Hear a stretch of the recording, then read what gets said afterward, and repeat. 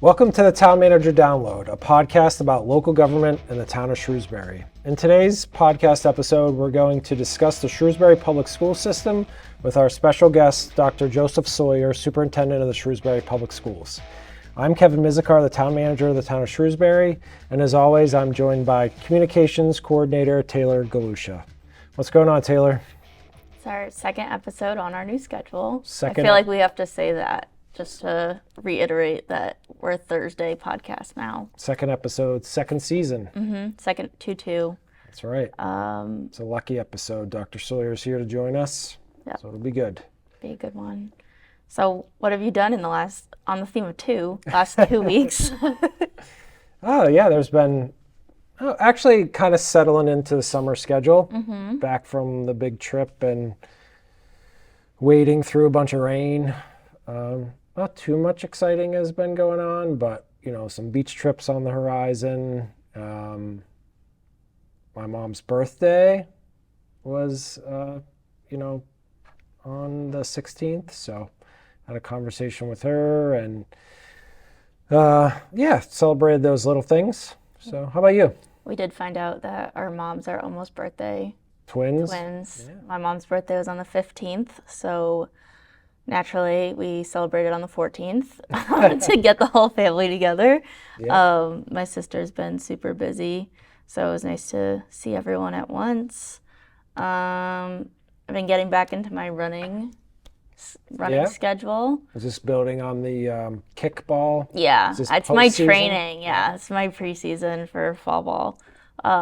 So that's been fun. Just had a reading day yesterday, first nice day outside without humidity and torrential downpouring rain. So yeah, I can't complain. It's definitely summer now. Yeah, summer's been good. I'll take the downtime, the not crazy schedules. Right. It's good to not have plans. Yeah, I feel like we're settling into summer finally. I know I'm not going to say it. So yeah, it's all good. No jinxing. Yeah. So what's up in the Shrew? What's been going on? Let's see. Day-to-day basis. We have some fun events coming up. So what's the Shrew has to look forward to? We have more of the summer concert series that the Recreation Department organizes. The next one is August 1st at Dean Park, starting at 6 p.m. The Food Truck Festival will be on the 4th from 5 to 8 at the Maple Ave Fields, I believe. Yes. And there's going to be a beer garden and tons of different food truck vendors, artisan vendors, games and activities, which I think will be super fun. On the more serious side, we're moving into our second phase of public engagement for the Climate Action Plan starting in August. So kind of similar to the strategic plan, there will be a bunch of different events and different types of events that we'll be attending to gather public feedback on that. So I'm excited to do more of that community engagement that I really enjoy about my job. So. And the multimodal project is moving forward into a public phase as well. So I believe, right? So we'll receive official public comment within the coming weeks, months, something near future. No? You don't seem to agree with me. I know we're moving into a phase where the work of the internal committee is forming up. Oh, yeah, and being presented to the public. Right, so and it's not going to be, where a little different than the CARP. But yes. Yep. So we'll see that at the end of September, probably. Right. Yeah, and there's not a lot of public facing aspects of it because of the nature, but we're working our way through the unified dispatching study.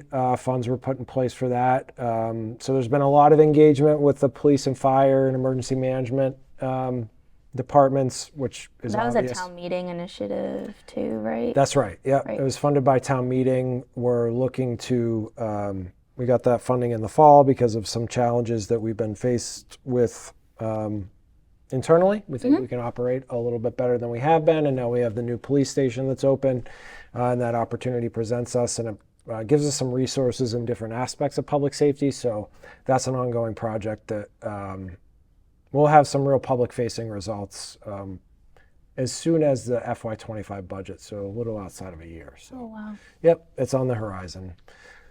And Sure, they're eager to start using the new Yes. station. So Yep. Yeah. that'd be good. And we will start seeing less of you. Is that right? Yeah.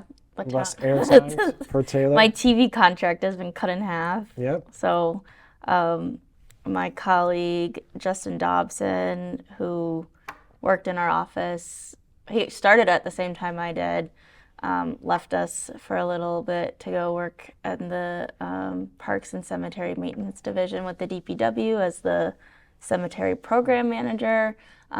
He's returned to our office as of last month, I think, and he's going to be working with the select board now, kind of filling that part of my old role so I can kind of step into my new one a little bit more fully. So you'll be seeing his face on Tuesday nights, and I will resort to my Thursday prime time on the town manager download.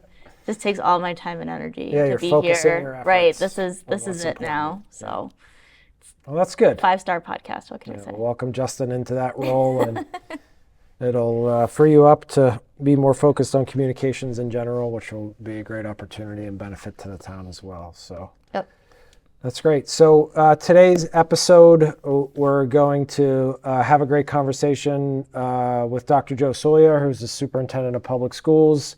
We always like to lay the framework of the topic that we're going to talk about and the town manager's role, if any, which of course there isn't one here specifically with the Shrewsbury Public Schools, but it's all about the relationship. Yeah, I was going to say with the budget and the operations is like our big, I guess, overlap, which makes sense because budget's a budget and operations are how we work every day. So, and I think from an outside perspective, people think of the town of Shrewsbury as the town of Shrewsbury, and they might not understand the distinctions like we kind of made when we had General Manager Chris Roy on when we talked about Selco, kind of our relationship with Shrewsbury Public School System too.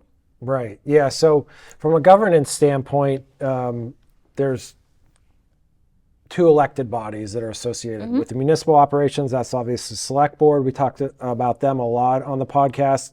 And then on the school side is the school committee. So elected body who's responsible for the Shrewsbury Public Schools and the education of the school-age children in town, led, of course, on a day-to-day basis by Dr. Sawyer and his team. But there's really that separate governance structure for the schools and their responsibilities where it does come together, of course, on a day-to-day basis, budget and operations. Shrewsbury has uniquenesses, not surprisingly, like we talk about all the time.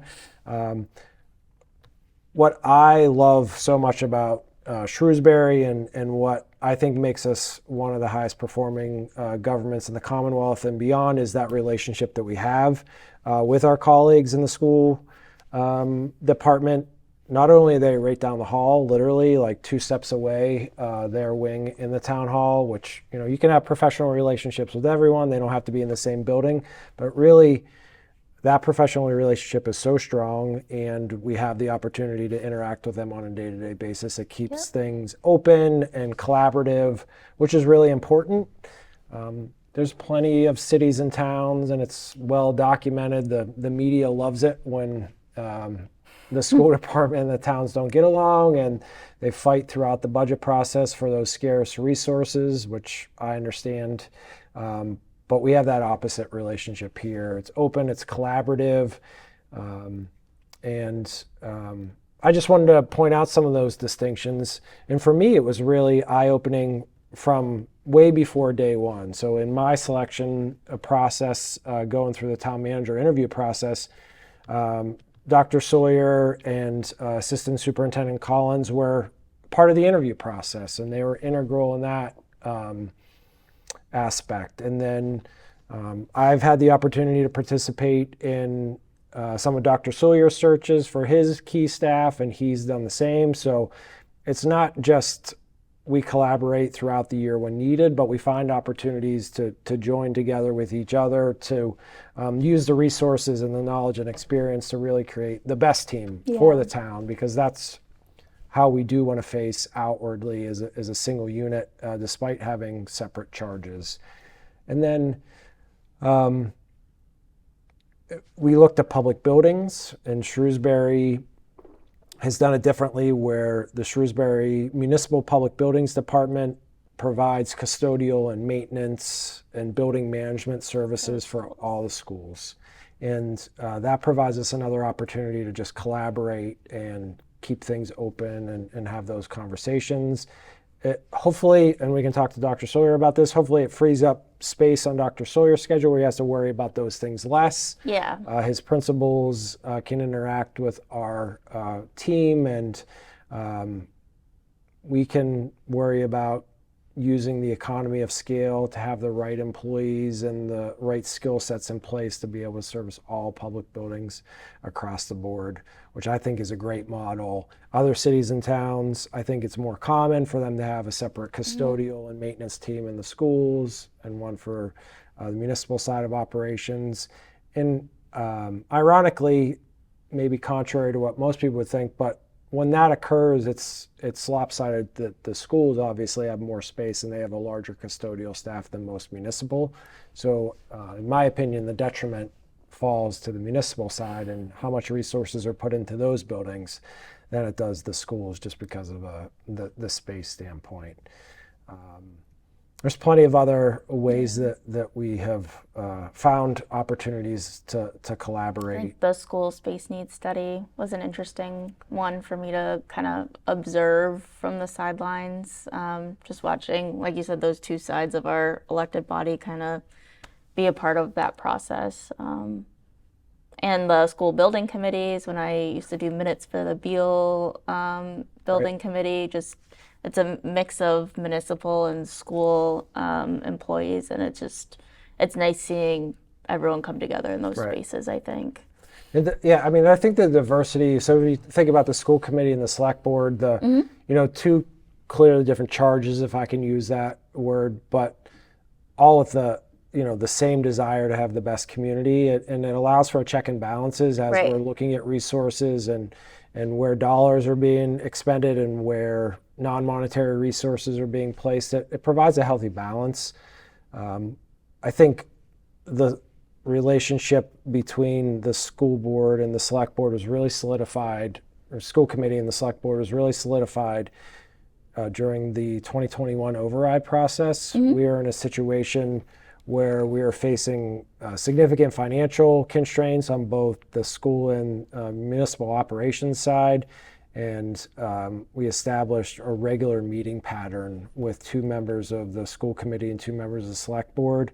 And that really opened communications up between those 2 bodies. Those meetings continue today, and it continues to be a great opportunity for us to share what each side is facing, not only financially but operationally, and it's been beneficial during the changes for vocational tuition and things like that. But that was really started during the 2021 override.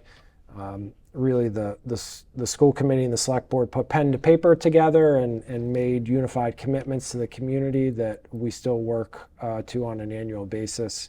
And I think when you have a strong relationship, you put pen to paper and it gets even stronger.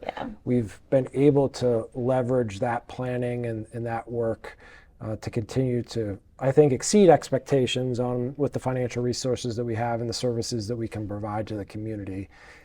I think it's interesting. It's like basically a continuous feedback loop between the 2 parts of the organization. I think the schools obviously deal with a very specific part of the population, like that family, school-age children part of the population, and we kind of are more all-encompassing. So I think it allows us to do just a lot more community listening and hearing. So I think that's an awesome partnership to build. Yeah, and great engagement when your children are those age. I mean, you're fully committed in their education and how the schools perform, and it gives us an opportunity to hear those voices that maybe the select board otherwise wouldn't hear because of the focus. Look, I get it. It's interesting. For me, as my kids get older, what you pay attention to, what you used to be focused on, what you're focused on now, and schools are definitely a clear path of communication to a critical part of the population within any city or town. Yeah, I don't remember what meeting it was, but I remember board member Michelle Conlon kind of talking about that's how she ended up getting involved with running for select board. I don't know if she was just on the PTO or just like a PTO chair, but that was like where she was really involved. And I think it was John Samia and Dale McGee came to one of their meetings to talk about just operations, and it might have been about the override. And that ended up getting her really involved in the community at a larger level, not just the PTO level. So just cool. Yeah, cool so stuff. It goes without saying, and I'm really looking forward to the conversation with Dr. Sawyer. The Shrewsbury Public Schools are very high-performing public schools, and they have been recognized nationally in a number of publications, and certainly well-known in the Commonwealth about their performance, and has a lot to do with Dr. Sawyer and the team that he's built and the effort that they put in on a day-to-day basis.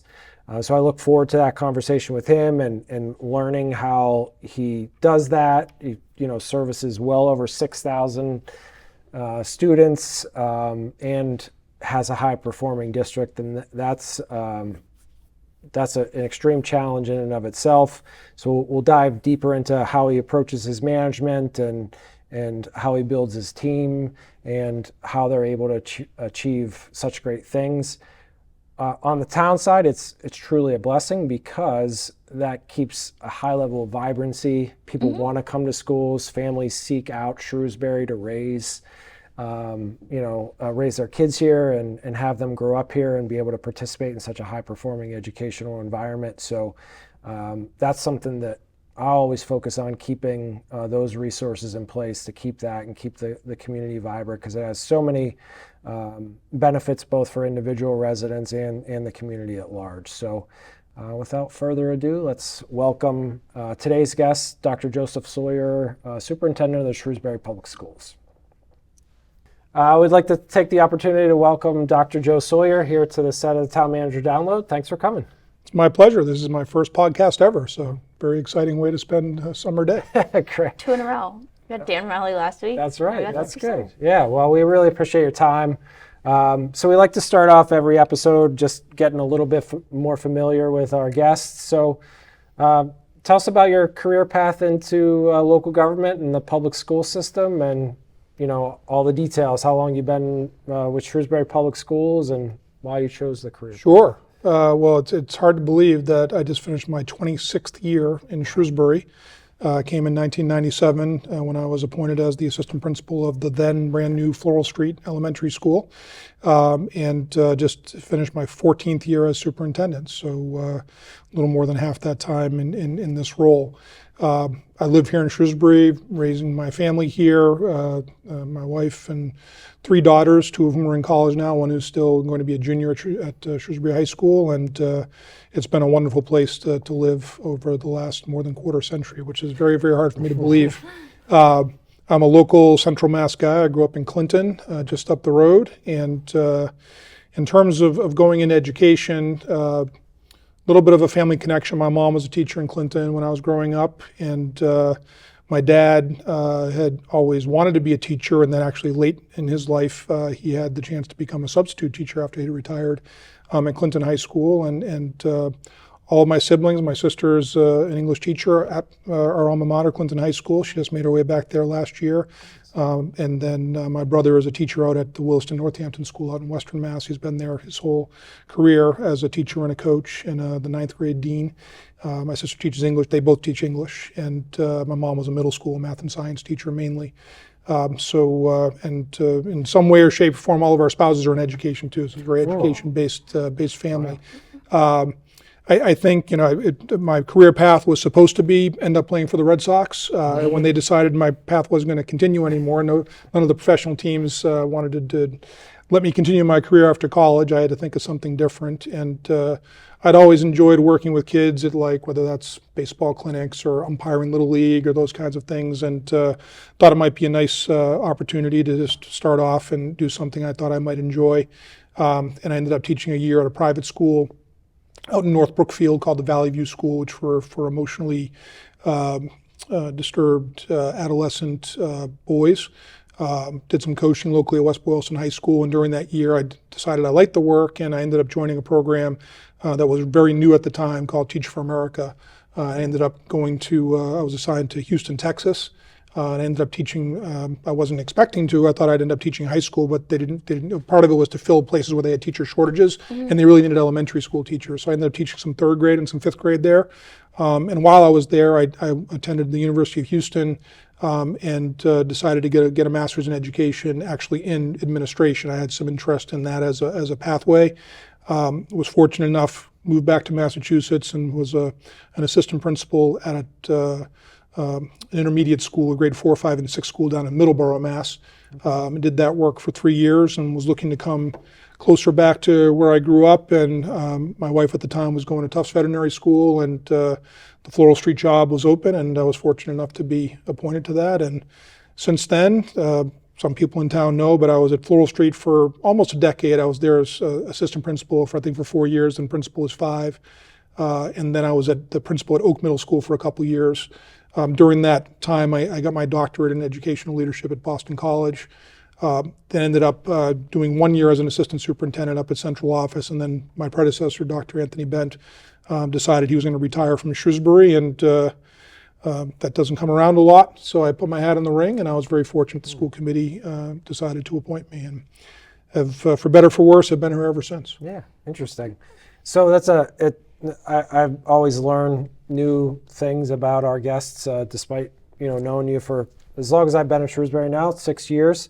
So how, from a professional leadership standpoint, how deliberate were you throughout your career? And you started as a teacher, and then you went into assistant principal and principal.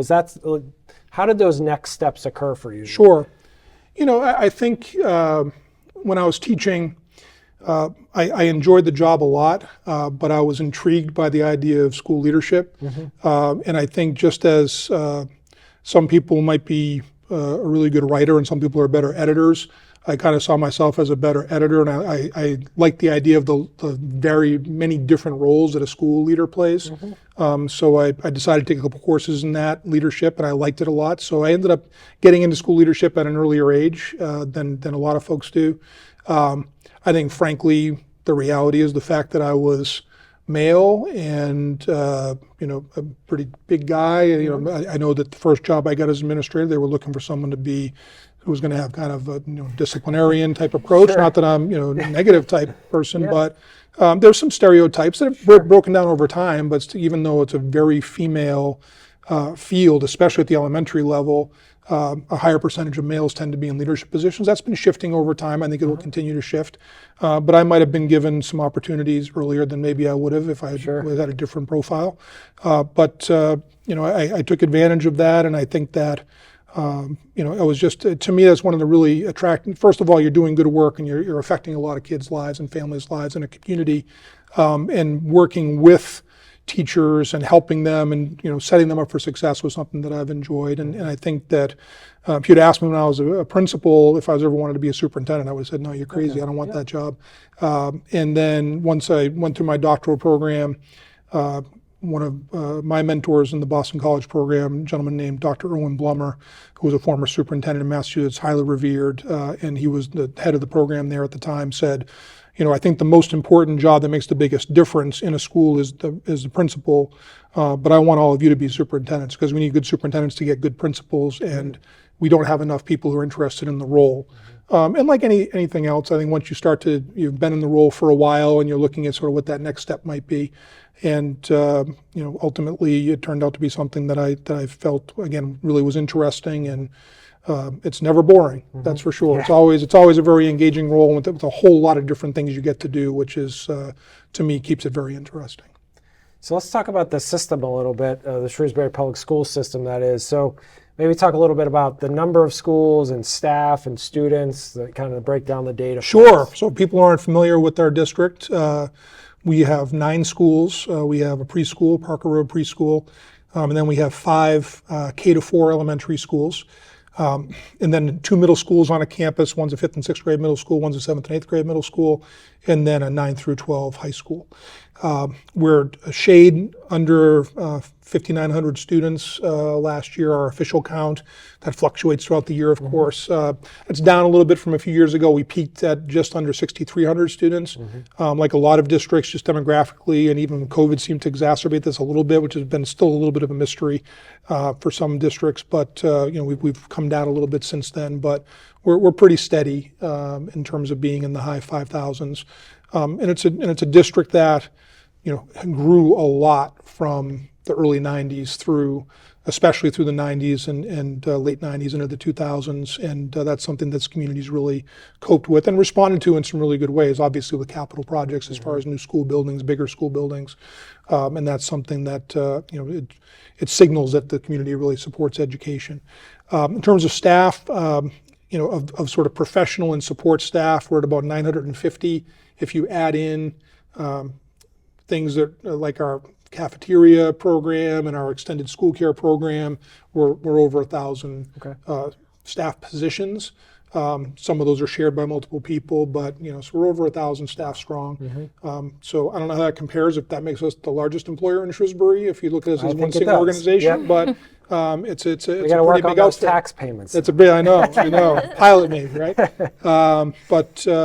It's a lot of folks, and I think that's one of the things that is that I'm proud of, is that despite the fact that we've gotten larger over time, I think there's still a real community feel to our schools and our district overall, and to our culture. And I think that's actually one of the things I like about living in Shrewsbury, is that it has, even though it's grown as a community, I think it still has that small town feel in terms of a community and a place where people look out for each other and are invested in making the community a better place. So it's a great place to be. So how do you think about, or how do you go about leading and managing an organization of 1,000 people? How's the organization set up, and how do you approach leadership? Sure. The phrase, and I think it's an old Peter Drucker quote, is the idea that culture eats strategy for breakfast. I think one of the reasons I came to Shrewsbury in the first place is it was pretty clear they had a strong culture. I think that's remained the case over the time I've been here. And of course, you don't have a great culture without great people. I think the school committee has always set that tone. It's been a school committee over my time in Shrewsbury, both when I was at a school level and then when I came to a district level and started interacting with the school committee more, really is very professional in its approach, very much focuses on what's best for students, and wants to support our staff in doing that, and wants to try to procure the resources from the community to make sure we have the capacity to do really good work. I think it's been a district that's been very successful academically, and that's obviously the core mission of the school district. At the same time, I think that one of the things I'm most proud of is the anecdotal evidence, and one of the real benefits of having been in one place for as long as I have now is I've seen now generations of kids go through our school district and now are not even young adults anymore necessarily, and who are in their careers. And when I have the opportunity to run into families and find out how their children who are former students are doing, it's not only that they've done well beyond high school, maybe academically and their professions, but also that they just feel they had a really good experience, and that it's something where people are growing not only academically but socially and emotionally, and have a good experience. Now, that's not universal for everyone, obviously, and any human endeavor, that's hard, and that's something we're trying to get better at all the time. In terms of like the approach, I think that it's trying to make sure, the number one most important thing I think we do in terms of maintaining a strong culture is our hiring practices. Okay. We're really choosy about who we bring on board.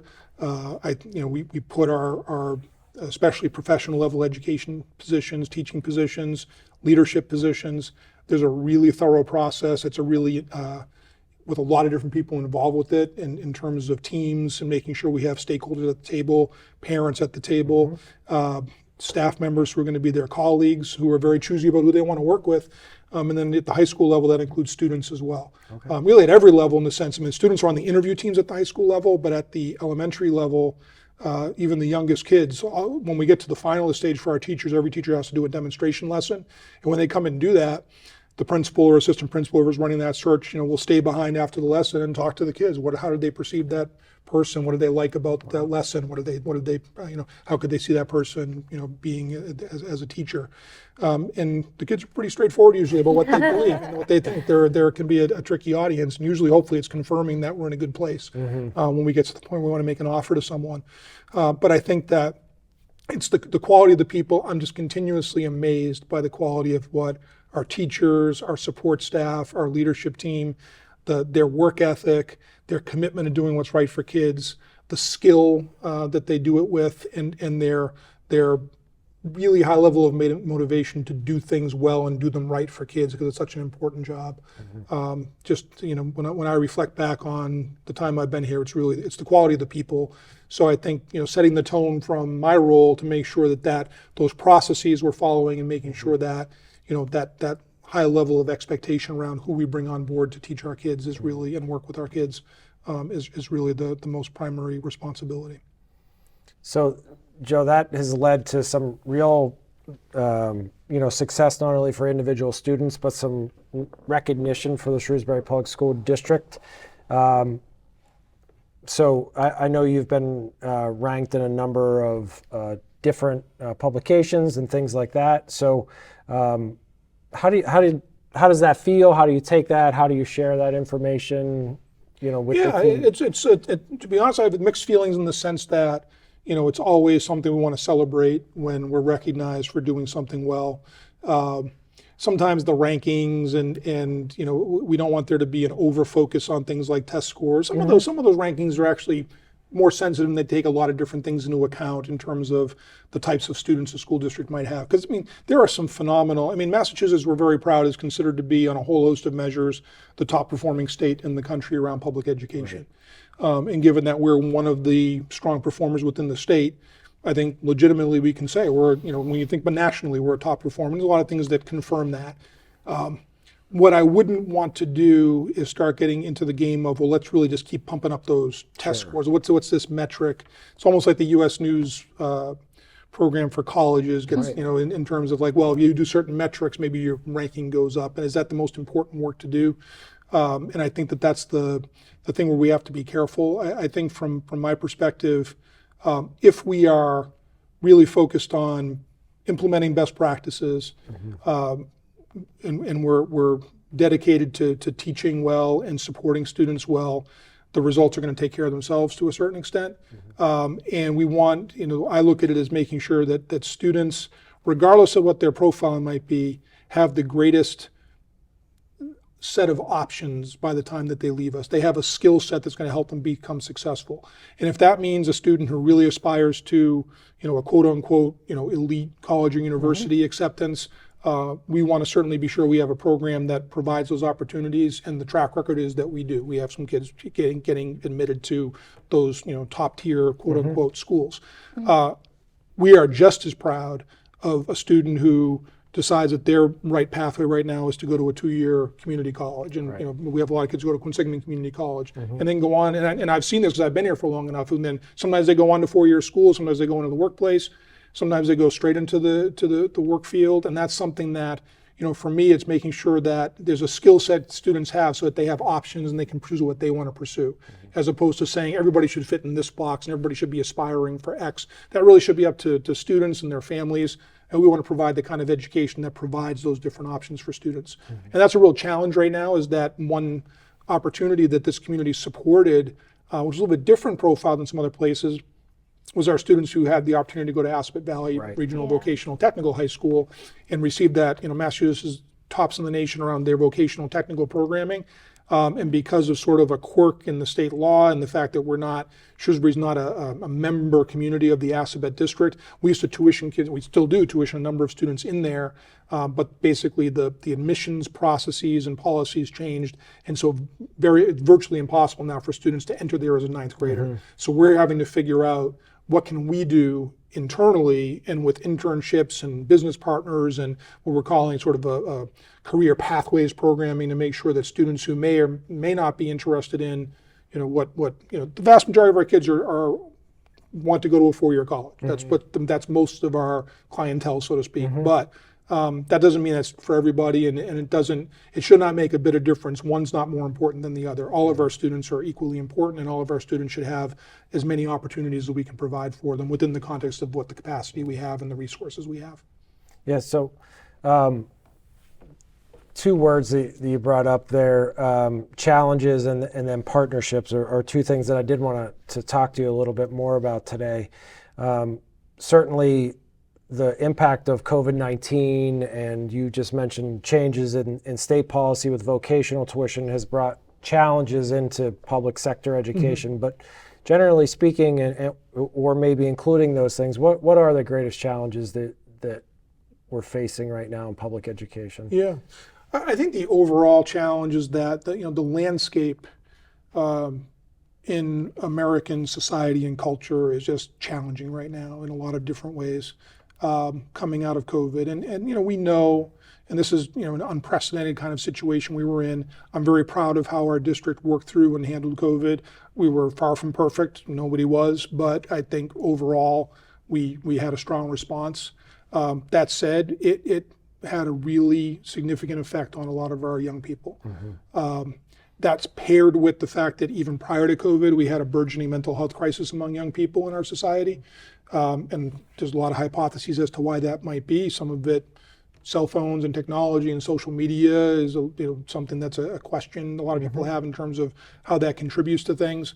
And so making sure kids are well and supported as far as their mental health and their social and emotional well-being is definitely, I think, a major challenge we have to respond to, as is the effects that missing a certain amount of instruction or a school experience is affecting kids academically. And I think we're focused on both of those things. We have a new strategic plan that we are in the first year of now, and as much as culture eats strategy for breakfast, strategy is still really important. And there's three major commitments that we have various strategic priorities under, and that's a commitment to educational excellence, a commitment to the enhanced well-being of all. That includes our students and our staff and our families to the extent that we influence that. And then a commitment to the optimization of our resources. Those are sort of the three legs of the stool that we're working towards. The optimization of resources piece, and that's where we interact probably the most, because that's about finances and resources and how do we make sure our physical buildings have what they need and all those things. And those were, as well as things like staffing and mm-hmm. policies and processes. And that's really important, because if you don't do that well, it's hard to do the other things well. But the things that are central to the classroom are really this idea of educational excellence and well-being. And I think there's a little bit of a piece that, and what I've been sort of pushing on a little bit in my conversations I've been having with different people, is that coming out of COVID, I think there's a little bit of a sense I have sometimes where there's this false dichotomy between you can't have both. Mm-hmm. Like if you really have really high standards educationally, a certain number of kids are going to be really stressed out and they're not going to be really well off with their social, emotional, or their mental health. Or if you have schools where you're really focused on students feeling good about being there and engaged and feeling good about themselves, that somehow means you have to lower your standards academically. And I think that's a false dichotomy. I think you can and should have both, and they actually can be mutually reinforcing. Mm-hmm. A student who feels good about themselves in terms of their emotional stability and socially they feel good about how they're growing and evolving and connecting, they're going to be more available to do high levels of learning. Kids who are learning well and feeling success in the classroom are going to feel better about themselves. Mm-hmm. So I mean, we know that you can do both. It's been overwhelming, certainly during COVID, but even I think the year after was much more challenging. Like our first year fully back, this second year back was better. Mm-hmm. I think we're going to continue to trend in that direction, but we have to be very purposeful and intentional about what kinds of interventions, what kinds of educational experience kids are getting, in a context of making sure kids feel that they're unconditionally accepted for who they are, mm-hmm. and they feel that they belong in a school mm-hmm. community. So, great. And then maybe finally, as the big final topic, community partnerships. Joe, I know that's something that you've focused on a lot as superintendent, and you've dedicated resources to that. And whether that's fundraising to get aspects of the community to contribute to the schools in one way or another, or building those pathways for students to be successful post high school. It's brought a lot of success for the community. So what have you done in the community partnership area, and what are you still working on? Sure. There's a couple things that come to mind. We've had some very generous community partners. I think about, there's lots of local businesses that, the two that I would single out for some really, significant major donations were Central One Federal Credit Union, after which they sponsored in the stadium at the high school is named after now, for making a $750,000 contribution to help with that field project and stadium renovation. Shrewsbury Federal Credit Union stepped up when we asked them to kind of think about how do we create more of these partnerships overall and connections for kids and opportunities. And their funding, they donated $450,000 over a number of years. And that's how we actually launched the position that Dr. Lozada is in, the Assistant Superintendent for Community Partnerships and Wellbeing, which we saw sort of two needs. We're trying to spread that across lots of different leaders. It's everybody's responsibility, but to have someone who has the time and the capacity to actually work on building those. And of course, we didn't even know about Assabet then. So thank goodness we have Dr. Lozada in that role. But we've had a host of other, and I don't want to start naming them because there's so many who have also made significant contributions. Those were two very, very large financial ones. But I think that we're in a place where we're having more career opportunities, people coming into the schools, helping kids understand what their businesses are about, maybe helping kids think a little bit about their own, what they might want to pursue or not pursue. And we want to try to build more of those kind of internships and things. At the same time, those partnerships involve families. And I think that as the population of Shrewsbury has been evolving and becoming more diverse, we're probably a little behind the curve where we should be, but we've made strides around making sure that we are able to connect with all the families in our community, not just, especially where we have more families that don't speak English as their first language, families that may not be as familiar with the educational system because they're not from here originally. And I think that, again, the more it's becoming a very vibrant community with those differences, but how can we make sure those people feel that they belong just as much as someone who's been here for 3 generations? So it's, or more. So those are some of the partnership things we're giving a lot of thought to. Great. So let's look forward. What do you see in the coming years for the Shrewsbury Public Schools, and continue to have find success and support students in their success to be both lifelong learners and successful after graduation? What's around the corner? I think that I'm excited about this strategic plan. I like the idea that we are really trying to find ways for kids to be gaining a skill set that's going to last, long beyond high school, and that we're focused on that happening incrementally all the way from the time they're very young, all the way through their high school careers. We have, a vision that's called our Portrait of a Shrewsbury Graduate that has a variety of things where we say, like, if our vision is for students to be, like our mission talks about being prepared for the 21st century. Now we're getting deeper into the 21st century, right? But if, knowing that how quickly things are changing, that really ability to, that human element, that innovation, the things that, we know that artificial intelligence is going to do a lot of stuff, so that the economic and job landscape is going to keep changing. So what is a skill set that we can really give our kids that they are going to be able to enable them to adapt? Because that's going to be critical. Artificial intelligence is another challenge that we have, right? In terms of, what does that look like? How can it be used well as a tool? How can we not have kids leaning on it in ways they shouldn't, as far as having them do their work for them, right? But it's a very different world, and I think that's, it's scary for a lot of people because things are moving so quickly. But there's certain foundational skills of how to be a good person and how to be a thoughtful person who can analyze things, and obviously who's literate, who has good skills around, reading and analyzing and writing well, communicating well, being able to solve problems in mathematics or science or whatnot. Those are skills that are going to last no matter where kids go. So I think it's continuing to focus on that vision is really important, despite some of the challenging aspects of the landscape right now.